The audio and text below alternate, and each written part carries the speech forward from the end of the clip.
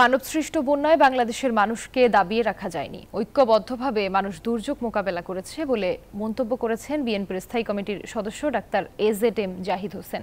বলেন, কোনো চাপ প্রয়োগ করে দেশের সার্বভৌমত্বকে ক্ষুণ্ণ করা যাবে না। সকালে নয়াপল্টনে বিএনপির কেন্দ্রীয় কার্যালয়ে ত্রাণ সংগ্রহ কমিটির সংবাদ সম্মেলনে এসব কথা বলেন তিনি।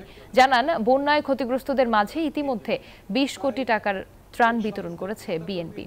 এ সময় বিএনপির সিনিয়র যুগ্ম মহাসচিব রুহুল কবির রিজভী বলেন, অতীতের মতো এবারও ক্ষতিগ্রস্তদের ঘুরে দাঁড়াতে পাশে থাকবে নেতাকর্মীরা।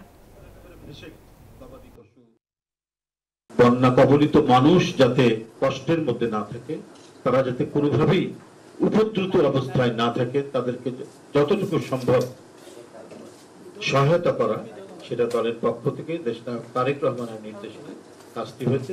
দলের বন্যা হওয়ার পর বন্যার্ত মানুষকে উদ্ধার করা, শুকনো খাবার দেওয়া, তার পরবর্তীতে তাদেরকে পুনর্বাসনের জন্য যতটুকু সম্ভব সকল ধরনের প্রচেষ্টা দলের পক্ষ থেকে আমাদের নেতা জনাব তারেক রহমান সাহেবের নির্দেশে একটা সমন্বিত কার্যক্রম গ্রহণ করছে।